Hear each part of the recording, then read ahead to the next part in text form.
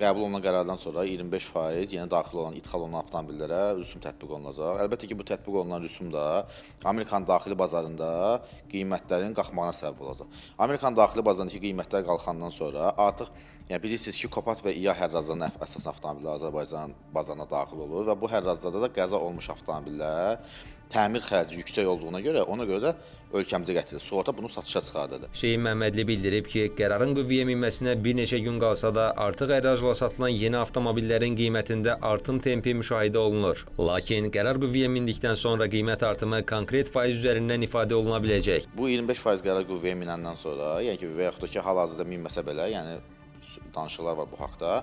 Yəni biz auksionlarda, yəni hərrazlarda 2023, 2024, 2025-ci ilin avtomobillərinin qiymətində artımları müşahidə edirik ki, hansı ki, Azərbaycan bazarına həmin bazardan hibrid avtomobillər daxil olur. Yəni bu avtomobillərin biz qiymətinin artımını hal-hazırda belə, yəni ki, hiss edirik ki, yəni qiymətlər məsələn əvvəl aldığımız avtomobillər indi hal-hazırda 15-20% daha baha qiymətə satılmağa başlayıblar. Təbii ki, qərar qüvvəyə minəndən sonra bu biraz bahalaşma daha yüksək səviyyədə, yəni özünü göstərəcəkdir deyə düşünürəm. Qeyd edək ki, Amerikalı ekspertlər də qərardan sonra qiymətlərin artacağını bildiriblər. Hazırda isə ölkəmizə işlənmiş avtomobillər əsasən Amerika və Koreya bazarlarından gətirilir. Kənan Qafar, Ramil İbrahimov, Xəzər xəbər.